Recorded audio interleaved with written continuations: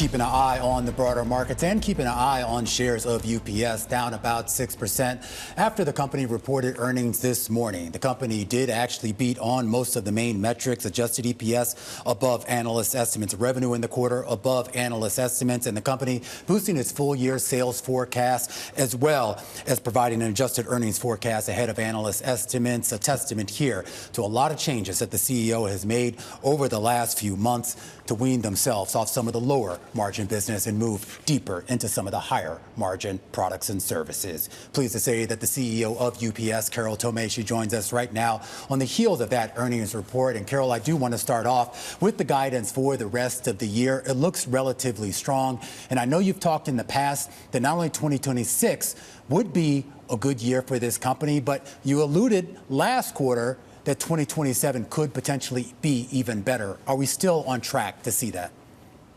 Well, Romaine, it's good to be with you. And, I'm delighted to say that we launched a strategic transformation of our company 18 months ago to glide down Amazon volume and reconfigure our network. And we did that. And then we returned to profit and revenue growth. And as you look to the guidance for the balance of the year, we will continue to grow our profit and earnings, which gives us runway for a really good 2027. Talk to me a little bit about the domestic business. And I mean, when I was looking at the share drop today and we spoke to some analysts, some people seem to raise some concerns here about the margins on the domestic business, why they weren't as strong as some folks were looking for, as well as the guidance going forward. Is that a reflection of what you've lost from the Amazon business, or is that more related to tariffs and other economic issues? Well, we were quite pleased with our margin performance in the domestic business in the second quarter. It was up 400 basis points from what we reported in the first quarter and up 100 basis points year on year. If you look at the back half of the year, we guided to continued margin expansion year over year in both the third and fourth quarter because we've added new productivity into our business to help lower the cost per piece, while leaning into the segments of the market that really value our end-to-end capabilities, like complex healthcare logistics and SMB and B2B. And when you think about those segments, we saw good growth in the second quarter. Healthcare reported its second $3 billion quarter in a row. SMB volume in the United States was up over 4% year on year.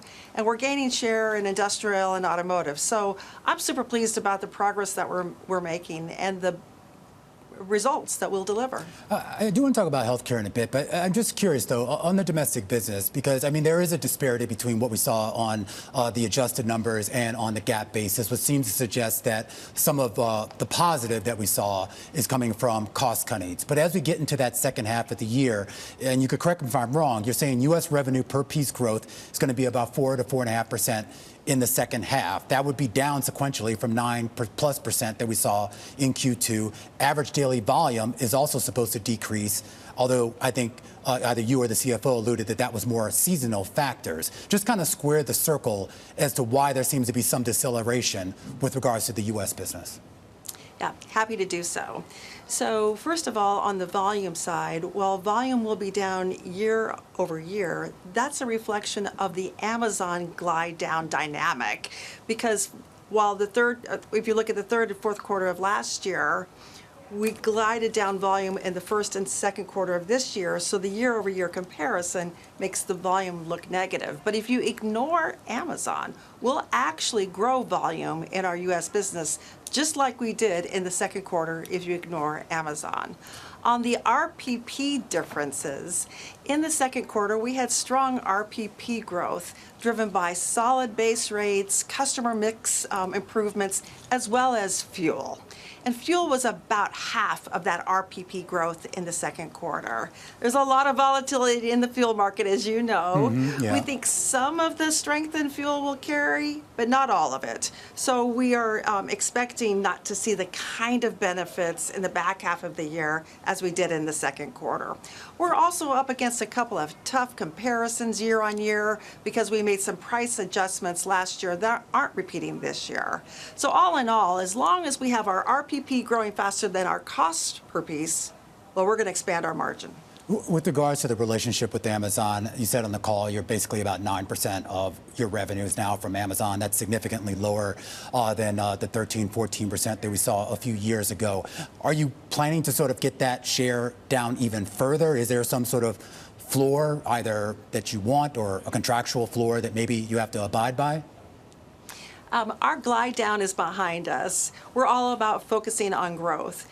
Optimizing Amazon volume in our network. It's an important customer for us, but we're going to grow in other areas. So where the percentage of Amazon volume lands up will be a function of growth in other segments.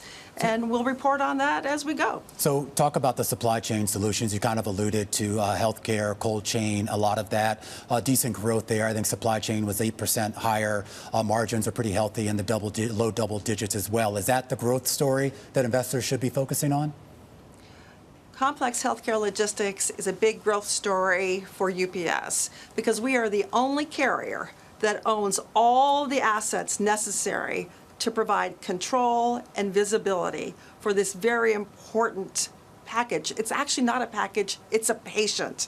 And so it is a growth story for us. We are growing faster than the market. And oh, by the way, the market's pretty growthy. The market's growing around 6%. We're growing faster than the market. We're doing that organically as well as through the aid of a few acquisitions we've made over the past several years that are gaining momentum. So if you look at the profitability of our supply chain business in the second quarter, it was driven in large part, the year-over-year change, by healthcare.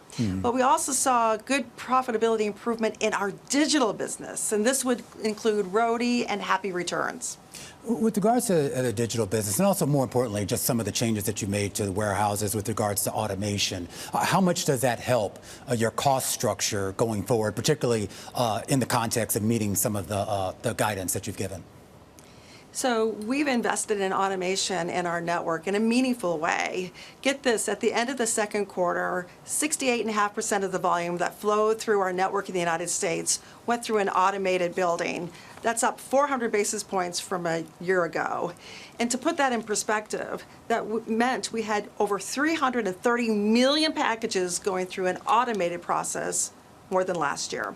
Why does it matter? The cost per piece in an automated building is 28% lower than in a non-automated or conventional building. So that's why we really focused on automation so that we can drive productivity going forward and capacity. So as growth comes back into the network, we've got capacity to manage that growth. I have to ask you, get your just kind of general view on the economy. Carol, obviously you move a ton of our economy effectively. I think I saw a stat that like UPS is like 3% of global GDP in terms of what goes through your hands in one way or another. Is the economy healthy, the global economy right now, healthy enough? You know, as we look at the global economy, we see elements of recovery. In fact, our most profitable trade lane outside of the United States is China to U.S. And we saw that return to growth beginning in May. In fact, that trade lane grew by 22% in the second quarter. If we look at Asia to Asia trade lanes, we saw volume growth there as well, up 14%. So that gives you a sense that there certainly is some strength outside of the U.S. if you look at those Asia to Asia trade lanes. And then coming back into the United States, the consumer seems pretty resilient. And as the consumer goes, so does the economy. And the consumer seems pretty resilient to us. Final question, Carol, and this kind of has to do with this idea of making sure that investors sort of feel comfortable with what you've delivered. And I know the share move that we've seen today is just a one-day knee-jerk reaction. There are a lot of people that look at the free cash flow that you had in the quarter, which is in the millions. They look at the dividend obligations that you have going forward, which is in the billions. When does that kind of right-size itself to maybe give investors a little bit more comfort that they are going to get at least what they think they're deserved? So protecting the dividend is job number one for UPS, and I'm pleased with the improvements that we're seeing in our cash flow generation. The second quarter had a one-time hit because of a driver choice buyout program we launched to buy out drivers from their contracts here at UPS. It came with $1 billion cost, but it was worth it. So that's behind us, and we look at the cash flow projections for the full year. We will generate more cash than our dividend. And as the margin continues to grow, so will the cash.